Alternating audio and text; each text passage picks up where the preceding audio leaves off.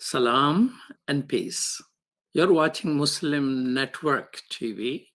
We're on Galaxy 19 satellite, which reaches Canada, USA, and Mexico. Also, Amazon Fire TV, Apple TV, Roku TV, whole lot of social media, and our website, muslimnetwork.tv. It is 24/7 television of Muslim Americans. I was chairing a meeting in Washington, D.C. There were about 12, 16 persons, and there were two parties. And there was some topic which was of some contention, and there was some debate taking place. Suddenly, a voice appeared, and it had started contributing right on the point of our dispute. And we were all startled, went silent. It was Siri from my iPhone, which was sitting on a table. I was not touching it. I did not I didn't do anything to invoke and ask Siri to research for me, but contribution was pretty valid, and we were startled, and I didn't know what to do. I just turned it the other way around. I don't think it stops from listening and contributing. Was it some type of artificial intelligence which was in place? It was somewhat scary, but I'm not quite sure. And it was accurate at the top of it, and contribution was substantial contribution, right on the money. Is Siri an intelligent agent? Am I already using artificial intelligence in my daily life? I'm always thinking how to activate more cell in my brain, but where this artificial intelligence coming from? So yesterday I received a call from Discover, and it told me, did you really have this transaction? I said, no. I checked with my wife. That was not the transaction I made. And I told them, no, it is not mine. And they decided, okay, they're going to cancel my Discover card. And I made at the same time several transactions which they did not question and did not ask me whether they are valid or not. I volunteered that information to them. And we were discussing at breakfast this thing with my wife. And she was saying, how do they know which one might be fraudulent and which one may not be? So I'm being an old guy. I didn't talk about artificial intelligence. I say maybe it was some algorithm which tells them based on some pattern recognition and all of that. And I was happy to bring in algorithm, actually name of a Muslim scientist 1200 years ago who was head of the Baghdad Wisdom House, Darul Hikmah, and what algorithm is. But we just decided, okay, we need to do something with that. But I remember then I received a call. I called actually Apple. My new fresh laptop was acting up, and they said they will call back. And when they called back, iPhone, which is also made by Apple, declared it to be spam. So iPhone calling Apple callback as a spam. So can artificial intelligence be dumb like me sometime? Well, some people think all the time. I don't know the answers to all of that. And we have two experts.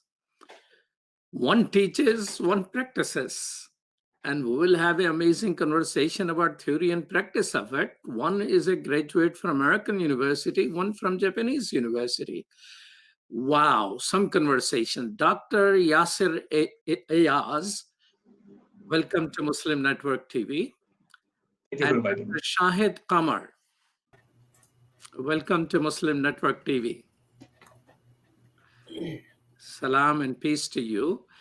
Assalamu alaikum. Walaikum salam wa rahmatullah. Dr. Yasar Ayaz is chairperson of National Center of Artificial Intelligence in Pakistan. He is the founder and head of the Department of Robotics and Artificial Intelligence at the National University of Science and Technology in Pakistan.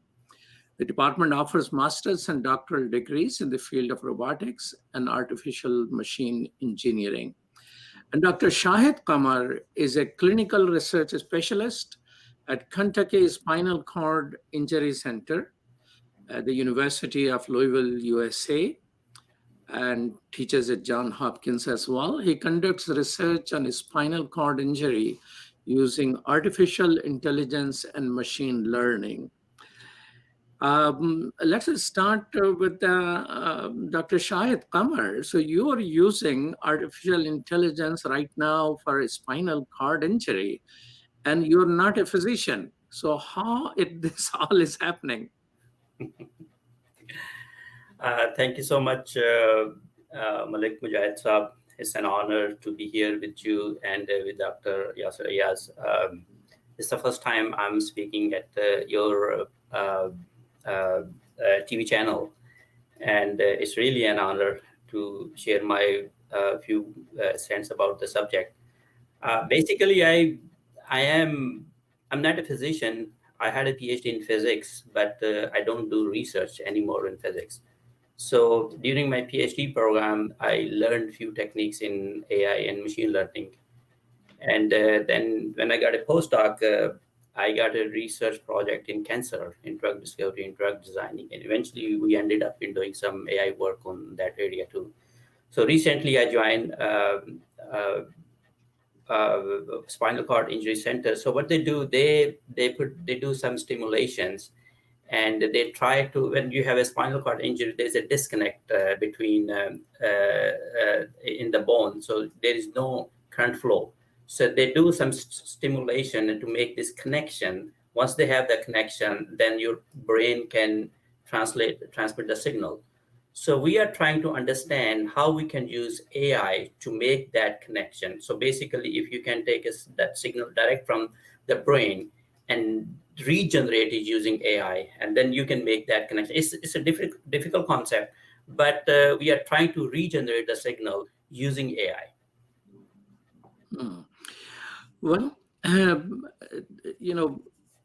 Dr. Yasser, one of the questions I have is right now, I don't know about Pakistan and Pakistani media and Pakistani social media, but in America, we need a lot of help with the fake news and to detect hate and all those things. And Facebook is failing. I actually have consulted a former attorney general of one of the in United States, how we can go after through legal system on Facebook, because they hate has created a genocidal situation in Burma, leading to the expulsion and killing of Rohingya Muslims, and now the same media is being used in India for lynching people, Dalit people who are former untouchables, and Muslims and Christian and other minorities.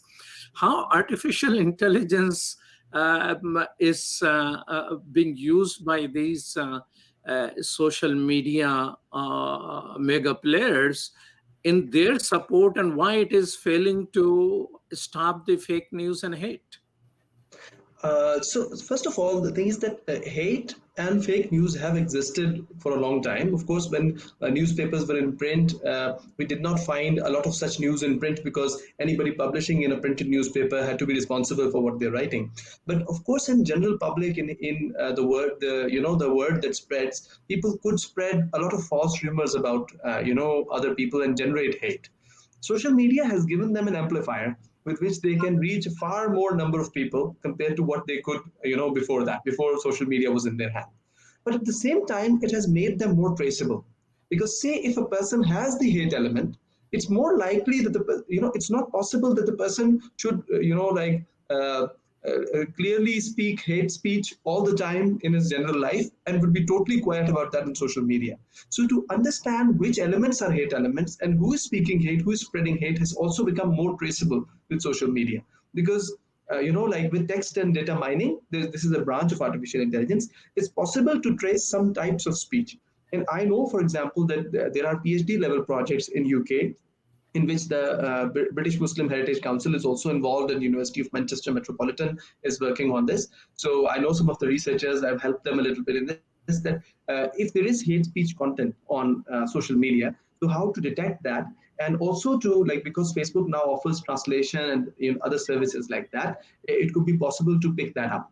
And let me tell you that even, for example, political parties have this kind of sections in some places, in some parts of the developed and some parts of the developing world, where they are actually looking at people, speaking hate against them. So those algorithms which actually catch hate speech are not so uncommon that they could not be employed in the social media. So I think it just requires further legislation, and a lot of parties are working on it.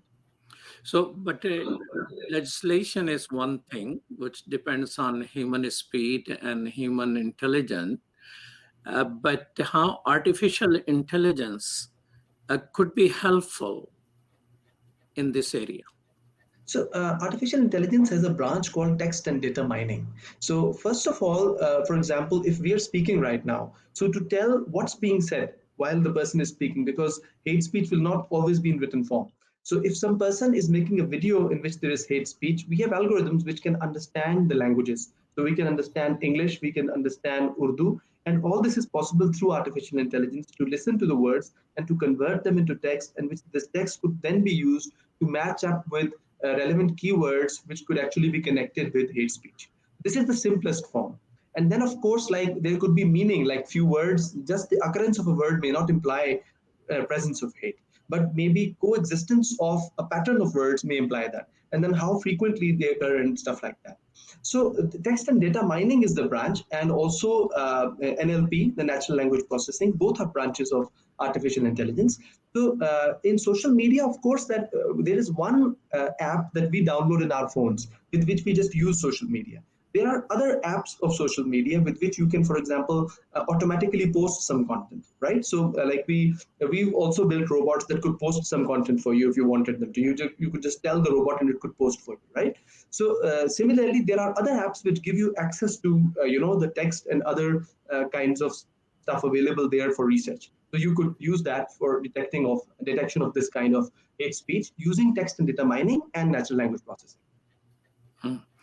So, do you know, Dr. Shahid Qamar, if some people, which universities in America are paying attention to this aspect of using artificial intelligence in medicine as well as in social sciences? I mean, I consider what is happening to, hate and fake news and all that probably falls into social sciences. Which universities are taking a lead in research of this nature?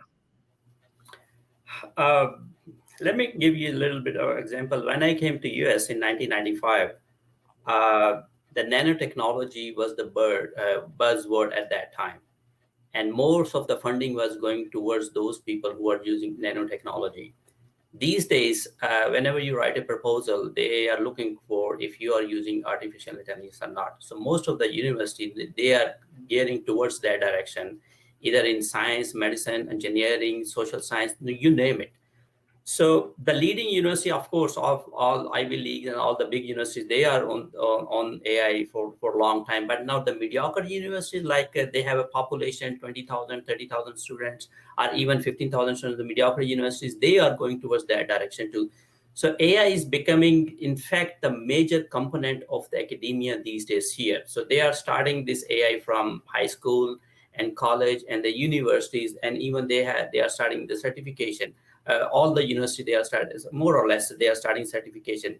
So to answer your question, if you look at the top 10, 20, 15 university, definitely they are going towards that. But again, most of the funding is getting towards AI. So everybody is after AI. Now, people like me, we in physics, in chemistry, they didn't have official training in AI, but they learn over the time period, because this is the demand of the society. This is the demand, all the social problem and a science problem, their orientation is towards the big data. And if you have to use the big data, then you have to use AI.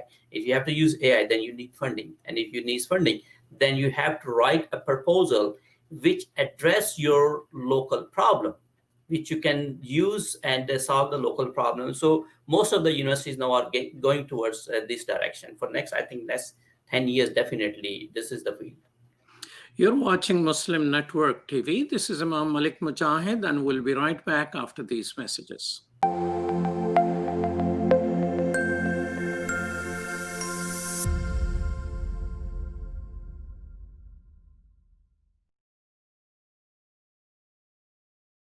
My wife, she's a professor at the University of Cincinnati, who's Catholic, and by her watching and listening to our 3-year-old son watch Adam's World, she ended up taking Kalima Shahada. She embraced Islam because she learned so much about Islam and the other prophets. It really affected our life in a great way, and because of Sound Vision and Adam's World, we're Muslims. I took my Shahada 15 years ago, and I actually am from a rural part of Ohio. And so I found the catalog for Sound Vision, and I ordered the tapes and the CDs and the books, and I used those, and especially for my little daughter, that's how we basically learned our Islam, and Islam entered our hearts through the wonderful works of Sound Vision.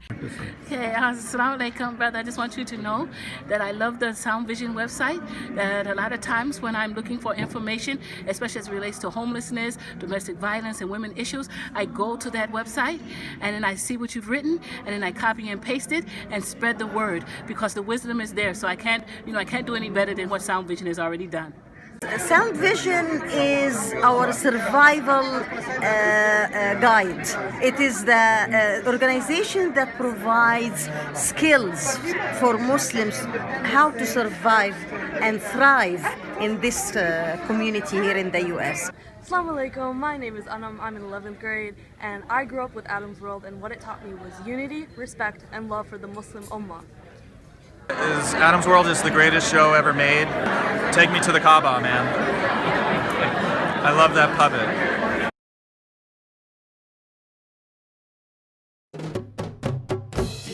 Assalamu alaikum. Open up your eyes. Assalamu alaikum everyone, it's your brother Zain Bika from South Africa. One of the first educational programs ever produced for Muslim children was the ever popular Adam's World series. The colorful and comical Muslim puppets stole the heart of a generation. Sound Vision will be releasing brand new episodes of Adam's World with the launch of a Adam's World app. Subscribers will enjoy new Adam's World episodes as they are released, as well as all the classic episodes of Adam's World. So visit adamsworldapp.com now to learn more, subscribe, and enjoy new adventures of Adam and his friends. And let's keep helping tomorrow's Muslims today. Assalamu alaikum. Adam's World. Believe me, there's a lot to see. Bismillah. Let's explore.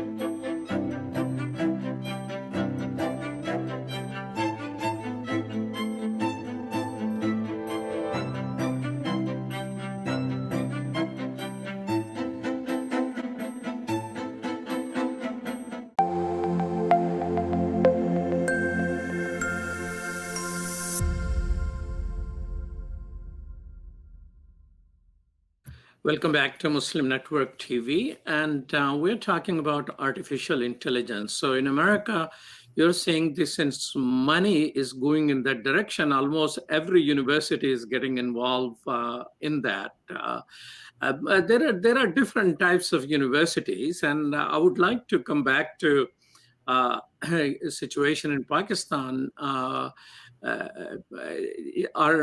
almost all universities there are involved? Is some river of money is flowing in the direction of AI in Pakistan?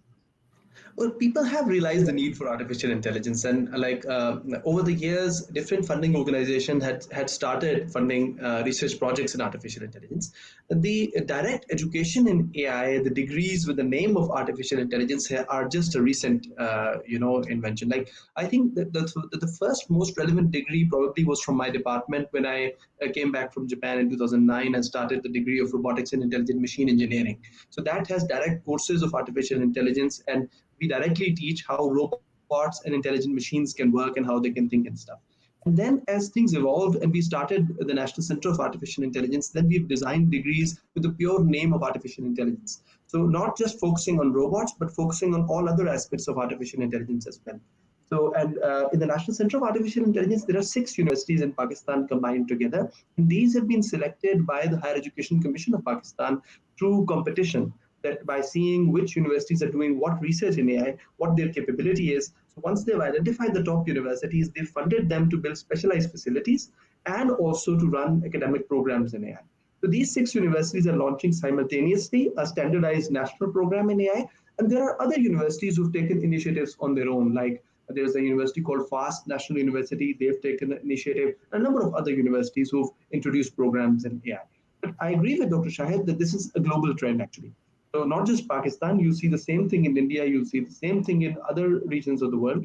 And as you know, that some of the Muslim countries are known towards, like, one of the robots that we know was given the nationality of Saudi Arabia is also basically an artificial intelligent robot. Its main feature is artificial intelligence, human-robot interaction, and understanding perception of human beings and NLP. Similarly, in UAE, there's a Ministry of Artificial Intelligence. So this is a global trend. In Pakistan also, we see similar things. We don't have a Ministry of AI yet, but fortunately we have the National Center now. And the National Center is based in universities. We have programs, and the universities are starting artificial intelligence program now in Pakistan. So is there a big competition? Is there a big competition among the intelligent Pakistani students into getting into artificial intelligence? But we do see a lot of enthusiasm. Like students, even today, a number of students from different parts of Pakistan, because of social media, they are more connected. And I've received messages, emails, and other notes from students every day almost. And students, even from remote areas of Pakistan, want to come to our labs and work there. So we try our best to actually, from a distance, whatever we can do, to actually support them to be learning AI. We also expose them to materials on Coursera, EDX, and other publicly available platforms that they could, because I can't go there and teach them a course there, and instead of recording a new one, the ones which are already available internationally are a big help in spreading this technology. But let me tell you that artificial intelligence, Forbes says that artificial intelligence will be the electricity of the future. There was an article in January 2019 comparing the artificial intelligence strengths between America and China. Right, so they said that the GDP contribution of artificial intelligence, the global GDP contribution, is expected to be $15.7 trillion in the year 2030. Right, so these statistics are available to everyone. Just the investment in marketing, just the investment in manufacturing sector is in billions of US dollars in the field of artificial intelligence. So this is a natural thing that it's going to happen. It is the new thing, and I think it's AI in a very short time will be as common as computers are today. Well, some people are faster than the other in adopting newer things. So I went to a very conservative school at the University of Chicago, in Chicago, of course. And when I was there in the 80s, they even didn't recognize computer science to be a knowledge. They will study that in mathematics and in physics departments. Lately, I heard my son just graduated, and I heard now they have a computer science department. Finally, it became a knowledge. So in America, also, what departments are studying that? I doubt it very much. Maybe Pakistan is ahead of America in terms of having a dedicated department. Is our American university adopting that as a department, or it's a part of physics and mathematics and computer science? Is it directed towards me? So, yes, Shahid sir. Oh, Shahid sir. Oh, so like I said before, more or less each and every department is moving towards this technology. There are few universities who are dedicated, they have dedicated AI department, but most of the universities, they have this sub-department under computer science. And then they build up the whole network of AI in different areas.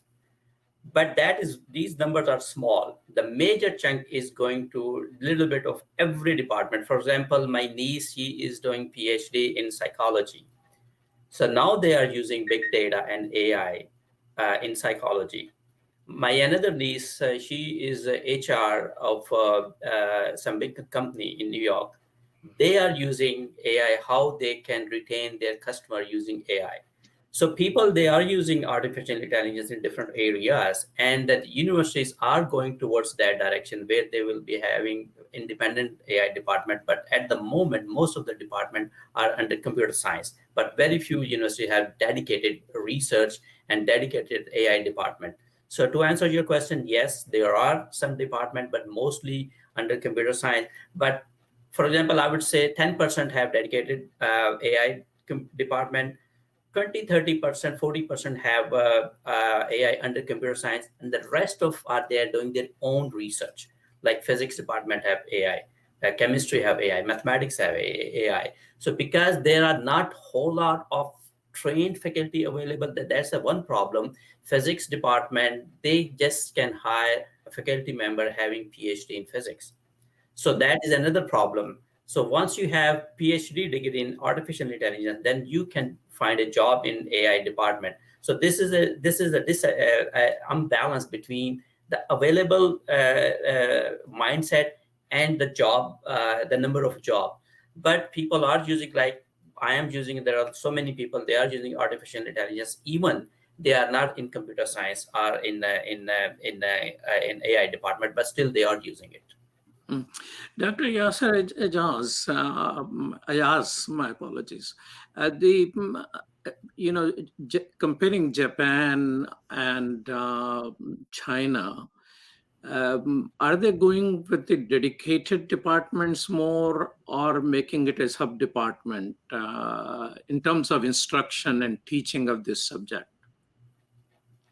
I think that gradually the departments are evolving everywhere. Even in the US, for example, it was in May 2018 that MIT announced, it was first on MIT Technology Review, it was on the website, that they're going to make a whole school of artificial intelligence with $1 billion dedicated. But later on, as Dr. Shahid has said very rightly, that they actually announced first an AI, but then they named it School of Computing, and artificial intelligence was a component under that. Similarly, Carnegie Mellon University has not made a department of AI, but under computer science, they have degrees in artificial intelligence like BS in AI, MS in AI, PhD in AI. So we have done a survey, like when we were making the program of artificial intelligence for Pakistan. So we did a survey for what the world is doing. And you can find artificial intelligence, the degrees with the name of artificial intelligence in China, in Japan, in the US, in a lot of places in Europe, and it's a global trend.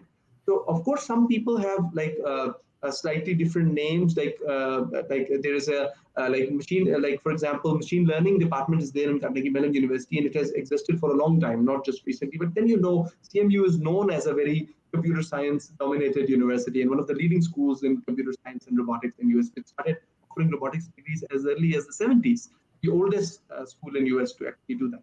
So similarly, I think China also and Japan also have a great commitment towards AI. In China, you see a big amount of investment going into artificial intelligence recently, and they've used artificial intelligence very effectively, in solving COVID-19. On the website of Alibaba, you see that algorithm, which they say has around 94 to 96% accuracy in taking the scans of chest and comparing that with others, and using machine learning to actually tell you whether it's COVID-19 or not.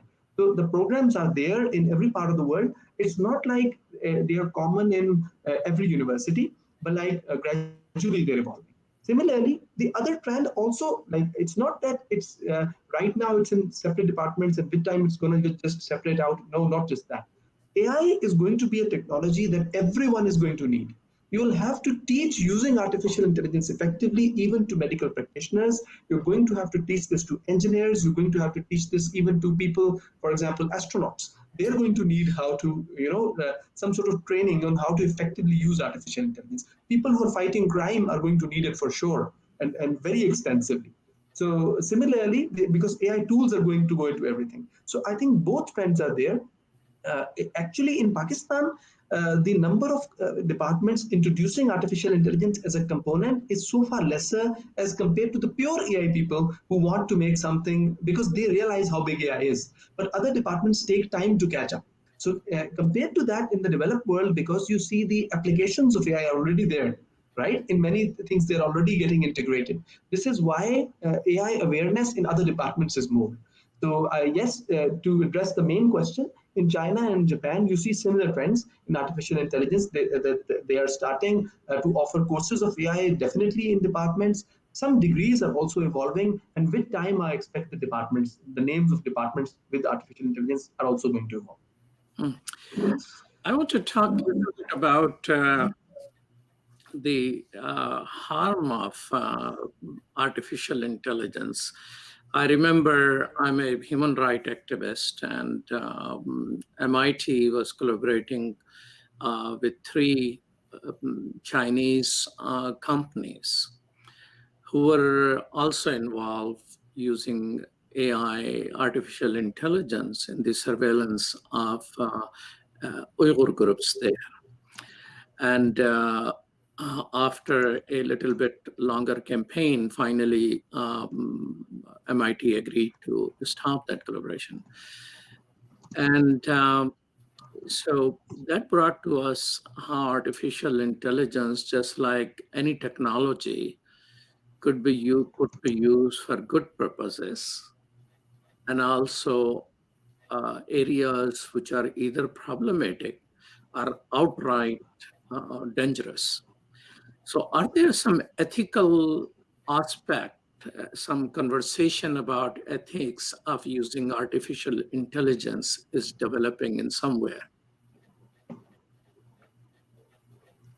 Who is this question directed to? So this is a difficult area. I think this maybe Department of Ethics and people in philosophy and theology may go into that particular area. So let me volunteer to answer it. Okay, if you allow me, I can volunteer to answer it. So, I've recently participated in an activity which is being done by United Nations, actually. So United Nations, UNESCO, the Commission on Cooperation, Scientific Cooperation. So UNESCO is actually developing a document called the Ethics of AI. Its ultimate contribution will be a standard setting instrument, which will actually try to give some guidelines regarding how the data sharing should be done. They've taken notice of the things that happened when Mark Zuckerberg had to come before the council in the US and actually tell about data privacy and stuff, and how that data privacy actually affects things that are taking place across borders. Because now Facebook is a global thing, so they have data from all over the world. Similarly, with Google and many other companies have this kind of information, so they're cognizant of that. Similarly, for example, if there is a smart car driving on the road, it's a self-driving car, and an accident takes place, there's no doubt that accidents by smart cars are far lower compared to any human driver. So they are much safer. But if, God forbid, an accident does take place, so who's actually responsible? So is it the company? Is it something else? What's the liability? So a number of issues like that are there. And the document on ethics of artificial intelligence is being prepared in 3 stages. Stage number 1 was the first council made by UNESCO. It had most of the people coming from the developed world and 1 person from Africa. That was the only contribution from the developing world. And then ultimately they set up the initial guidelines for that standard setting instrument there. And then as a follow-up, they had an activity to get more widespread information from people and involve AI professionals from all over the world. So in Asia, it was hosted by South Korea. And I was representing from Pakistan side along with a couple of other Pakistanis who were in there. So a comprehensive doctrine, a comprehensive standard setting instrument which can guide countries about how to legislate for artificial intelligence, to cope with the dangers of AI, or with the new ethical challenges that are produced because of artificial intelligence, is coming from United Nations side. And countries, of course, on their own are also on the track. And every country has, at least even in Pakistan, we have some laws regarding, for example, if someone is using social media to spread, something wrong, or creating deep fakes using artificial intelligence. So there are punishments defined, and even though the departments that fight crime are not as advanced yet, but with whatever tools they have indigenous strategies on tackling it. The more comprehensive document will come from the United Nations side. You're watching Muslim Network TV, and we're talking about artificial intelligence, and we'll be right back after these messages.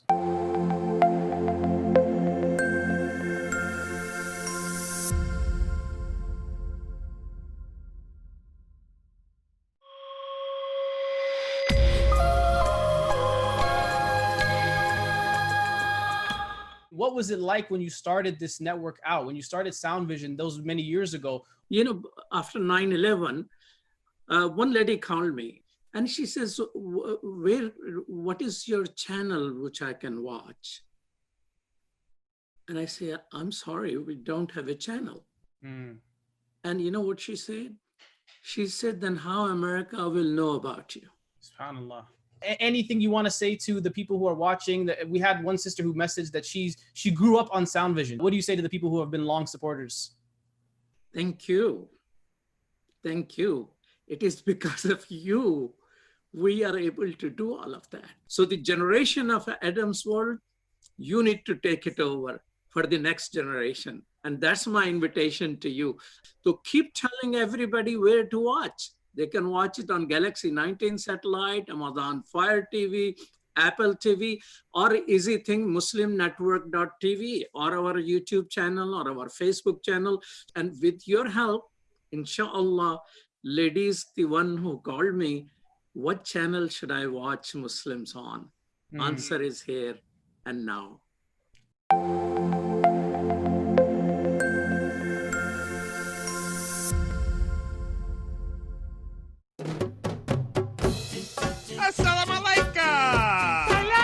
Open up your eyes. Assalamu alaikum everyone, it's your brother Zain Bika from South Africa. One of the first educational programs ever produced for Muslim children was the ever popular Adam's World series. The colorful and comical Muslim puppets stole the heart of a generation. Sound Vision will be releasing brand new episodes of Adam's World with the launch of a Adam's World app. Subscribers will enjoy new Adam's World episodes as they are released, as well as all the classic episodes of Adam's World. So visit adamsworldapp.com now to learn more, subscribe, and enjoy new adventures of Adam and his friends. And let's keep helping tomorrow's Muslims today. Assalamu alaikum. Adam's World.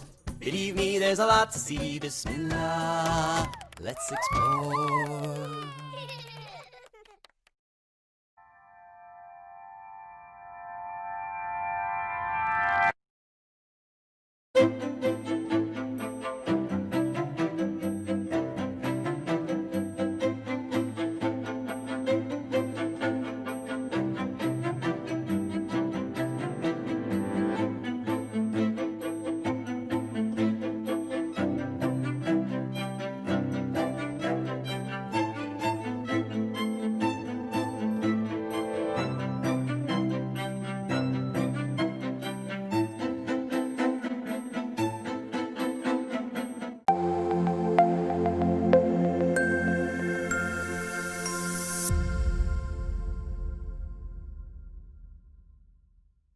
Welcome back to Muslim Network TV. You're watching Galaxy 19 satellite, Amazon Fire TV, Roku, Apple TV, and our own social media, and muslimnetwork.tv.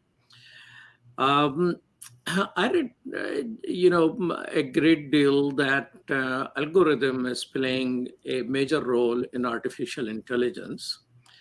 I know that it is a problem-solving mechanism, although I don't know much about it, but I know enough that it is named after, or a distortion of the name Al-Khwarizmi, who 1200 years ago was head of the Darul Hikmah Wisdom House in Baghdad. And so what is algorithm and how is it helping artificial intelligence? Who has to answer? So are you with me or with Dr. Yasir? Well, any one of you can feel free to jump in. Maybe the teacher and professor want to go first. Okay, go ahead, Dr. Yasir. Okay, thank you.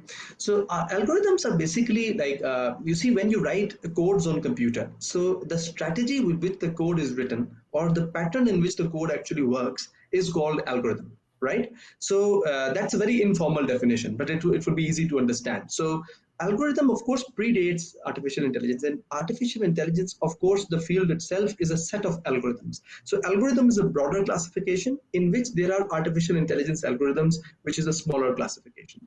So behind algorithms, there is, of course, a lot of mathematics as well. But then there is like the implementation of that mathematics when it comes in the form of a code is called algorithm.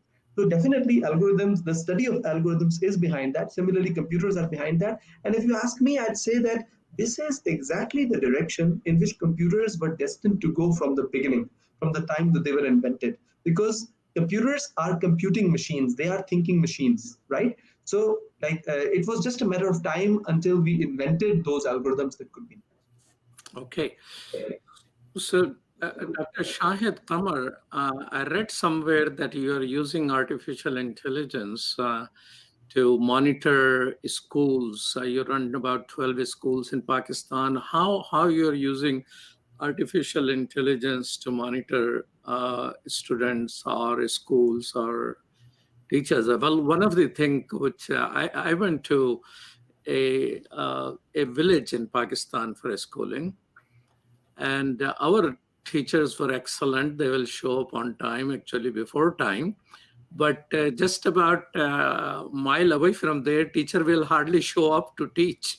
Well, that could be resolved without artificial intelligence. But how are you using artificial intelligence in running your 12 schools? We are running these schools in remote areas of Pakistan where they don't have access to internet and they don't have access to electricity, and even there is no school. But we are using some digital content and solar energy and some small Raspberry computers. The way we use AI in two areas. One is because we are sitting here and the students are there, so we developed the whole program using artificial intelligence, which is basically facial recognition. So we do the attendances, like teacher, they take the class pictures and send to us. Then we have the whole algorithm in the back, and we know that how many students were there and male or female with names. That's the one aspect. The other aspect is we are using all the data. So far we have trained about 1,500 students in 25 different communities in KPK, Punjab, Balochistan, and Sindh. And we are using that data to create an AI-based deep learning model to see which student will perform better and which would not perform better, because we have all the information, their age, their gender, their performance, teacher age, gender, teacher education, and geographical coordinates, everything. So based on that data, we are working on if we can create a deep learning model and see the coming student, if he will perform or not, what are the reasons why this school is not performing better. If some school is performing better, then why it's performing better. So based that on, so we are using all this machine learning algorithm at the moment, but we are in the middle to collect more data so that we can have better and better models. Dr. Yasar Ayaz, do you think Pakistani businessmen, entrepreneurs are seeing some money in artificial intelligence? Is somebody getting in money making there? The new business people, like the entrepreneurs, the ones who are starting new companies, are seeing some finances coming in because of AI. And that's because in a digitally linked world, they can also connect abroad and, of course, connect with the foreign companies investing in AI and make algorithms and implementations for them. But like most of the Pakistani industry, if you look at the Pakistani manufacturing industry or a lot of other sectors in Pakistan industry, are not domestically developing a lot of artificial intelligence. There are some algorithms like this year, just the first time earlier last month, there was the Muharram processions in Pakistan. So for the first time, cameras with capability to detect, human presence and strange activity recognition and number plate detection, etc., were actually employed for the security.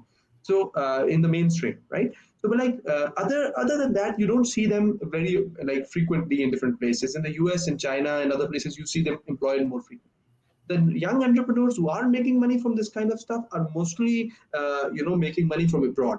Very few of them have deployed like AI applications in some part in different applications in Pakistan as well, and they do see some cash flow, though it's not a very major component yet. So if somebody is investing in a stock market, Qamar Saab and Yasir Saab, which company we should put money on? I just created this model. I'm teaching a course in Pakistan in Urdu, and I'm just created the regression model and I use all the stock data and how you can predict the future. So basically, it's very simple. I mean, if you have, you are brave enough, you want to use this model, you can do that. Stock market is very risky business. But basically, you look at the data from historical data and use that data and see in the past what happened to this stock, and you can predict the future. But the future would be exactly like we are thinking. I don't know. Even 99% of prediction, it might work, it might not work. If you see it at 99%, it says, oh yeah, this stock will go up. The 1% is saying it will go down, then you are done. So, but people are using it a lot these days. And I have seen many people, they are using it very productively and in stock market, definitely. But I want to touch one thing which about the ethics. That is, if AI has some ethical issues or not. In my opinion, ethics is a relative thing. In US, one side of ethics is probably unethical in Pakistan. What I believe that these days, over human lives, over regular lives, they are driven by the data, they are driven by the artificial intelligence. We do not have a control on that, frankly speaking. If I'm talking to my wife in Punjabi, कि यार वो वहां से तवा लेकर आना है, and very next second there is an ad on her Facebook showing that you can buy this tawa from so much and so store, and she is after me, no, let's go buy it. To me, it's highly unethical. They are listening, watching us, and trying to sell their product to us. This is one aspect. The other aspect is, now wait a minute. So artificial intelligence is Punjabi? Of course. So what we speak, they use the algorithm and they translate in English and they come back to our Facebook or whatever. So you are declaring it to be unethical on a lighter note because it hurts your pocketbook. I'm trying to say that the people who are living their comfortable life in one way, they are forced to live a life according to them. Because if we are using cell phone, then we are producing the data, and all these big companies, they are using this data. And no, they did not leave any room for us to think. They are pushing us, they are forcing us, go and do it. And they are playing with the human mind. And that is the norm of the society. The other unethical thing, I was watching a movie the other day. So they are creating small little robotic kind of missiles. They have AI, so they will, like, I think little ball-sized missile, whatever. So they will drop from the airplane. They will go and they will detect, okay, this is Desi, this is non-Desi. Hit this person. Don't hit this Gora. Or hit the Gora. Don't just hit this Desi. So according to them, this is highly unethical because they want to identify their enemies. But why? They have to identify their enemies based on the ethnicity. So ethical thing is highly, in my opinion, is relative thing. Sorry. Okay, so I saw somewhere, I hope I am correct, but please do correct me, Dr. Yasar Ayaz. It is said that artificial intelligence can wipe out the humanity if we make it more smart. What do you think about that? Are you after? I was waiting for this question because, like, in almost every television appearance, this somehow comes up. So this is a common fear which people have. But let me tell you, there are two things. First of all, like, global warming is more likely to wipe us out much before artificial intelligence becomes good enough to do so. Right? You think human intelligence is enough to kill us all? Yeah, but the question is, for example, global warming. Why can't we stop it? Like, of course, we're all trying, but the reason why it spins out of control is the economics behind it, right? Because like there are industries, there are other people who have their money invested, and of course, a lot of that thing they are also controlling a lot of opinions of lawmakers, etc. They have got their investments behind them. And this is why. The same is the reason for artificial intelligence. You see, AI itself, like anything, can be used for good as well as bad. So you can use a computer for good or bad, but it doesn't mean that you shouldn't have a computer. Like yeah, one of the reasons why somebody can listen to your call is that you have a phone, but you need a phone, right? That's why you have it. It helps you in a lot of things in society. AI, a lot of things being solved by AI cannot be solved if you don't have AI, and these things are critical. For example, recently, the American judicial system started applying artificial intelligence, and there are reported cases when they actually applied it in live cases. In 2017, there was a very famous case in which a person's sentence, 7-year sentence, was determined based on AI algorithms. And among the use of when the AI algorithm was deployed, it was found through the statistical analysis that AI did that in some regions, people with a dark skin color were actually being given harsher punishments compared to people who are white, right? So this is racism which was happening before. AI algorithms, analyze the data which was from cases previous to that, right? And then they determined that this racism was there. And based on AI algorithms, now efforts are being made to curb that and to bring uniformity in justice system. Now, don't tell me we don't need that. We do, right? So it's how we apply AI that actually makes the difference. The weapon system that Dr. Shahid Sahab talked about, this field is called laws, lethal autonomous weapon systems, right? So of course there is global movement to say that lethal autonomous weapon systems should not be there, should be avoided, something. But let me tell you that whenever some sort of weapon systems are invented, their countermeasures are also simultaneously invented. We already have big problems like atomic weapons and also the sulfur bombs, etc. We hear stories about how they've been used in controlled quantities in different wars. I won't go into debate about that. We all know this kind of stuff. But AI is also a tool that we can use for either of the things. And if something can be made to actually go and target someone, AI-based weapons can also be made to counter-target those weapons and to avoid those weapons harming people. Right? That's also something that you cannot do without having AI. And let me tell you that whether the good people, the ones who want to develop good technology, develop those things or not, a lot of people who have this technology in their hand are going to develop this kind of stuff. So if they do it, we better develop the countermeasures as well. If we don't do it, we are doomed because the bad side won't stop. Well, of course, this is very logical, shall I say, and fits into all technologies. But I mean, there are people. I mean, as Dr. Shahid mentioned, that there are unethical areas. So, what are the areas of danger zone where the abuse of technology is possible, where there need to be more laws and ethical principles involved? Because laws cannot control human behavior by themselves. There need to be ethical values, and those values are taught, and people are raised on those values. So, what are the danger areas for which? As artificial intelligence is growing, as both of you say, in almost all department and all application, that those ethical values and the danger areas are also properly understood in at this similar wide spectrum, not just by some department or just by the United Nations or just by UNESCO or some Maulana talking about it, but it need to have a wider.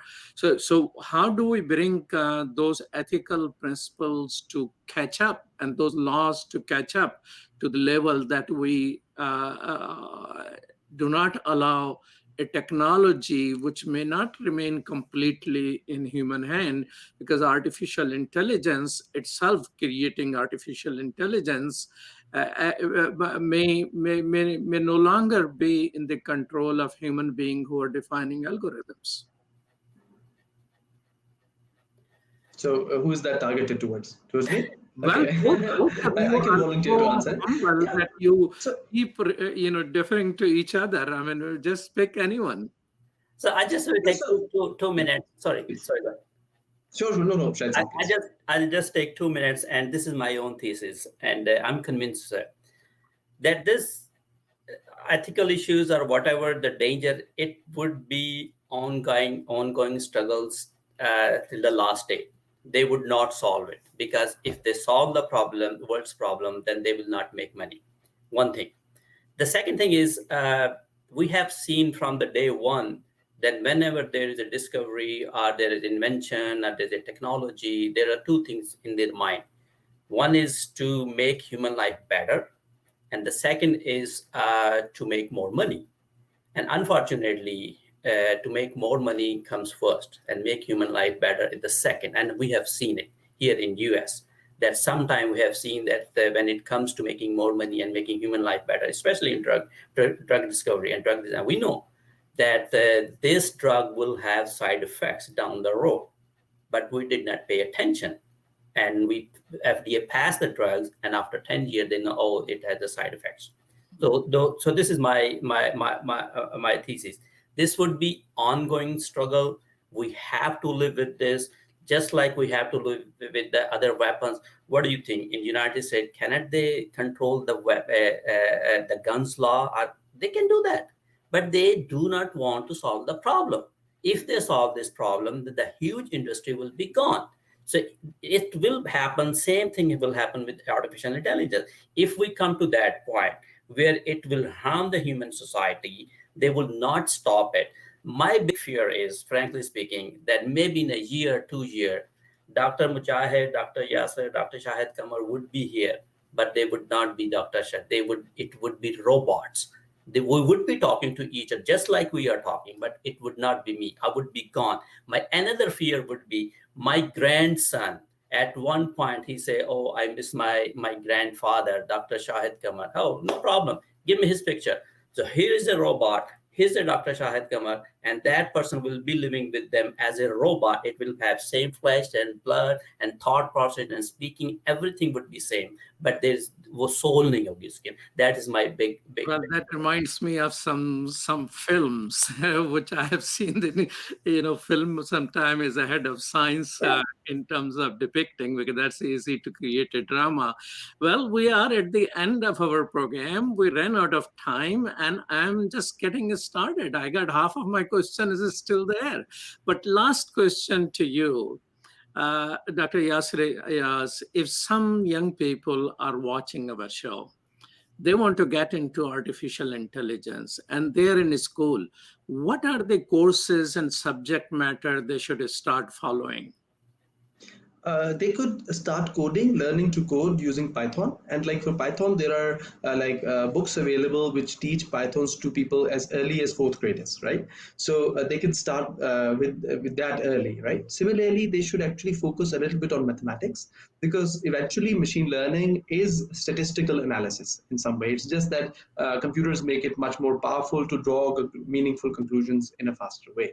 So these two are the main subjects, mathematics and some sort of coding. So if they have these capabilities, they move on with that. If they want to work with a more practical application of artificial intelligence, such as robotics, for example, to develop robots physically that could actually change something physically in the world as well, not just a computer program giving outputs and not actually affecting something in the real environment, then they should focus on simple robotics, STEM subjects as well. There are a number of kits available for that, and they could work for it. And I think that people should take artificial intelligence as a rather positive overall thing, because it's the mind behind the technology that develops the technology. If we inculcate morality in people's minds better, which as we do in the regular education systems, we will end up creating more better AI applications compared to the bad ones. Well, thank you so much, Dr. Yasar Ayaz and Dr. Shahid Qamar. It was real pleasant to talk to both of you. And thank you so much for teaching me so much here. And thank you so much, Dr. Abdul Wahid and Sherdil Khan for producing today's show. You're watching Galaxy 19 Satellite, Amazon Fire TV, Roku, and Muslim Network.tv. Peace. Salam. Thank you so much.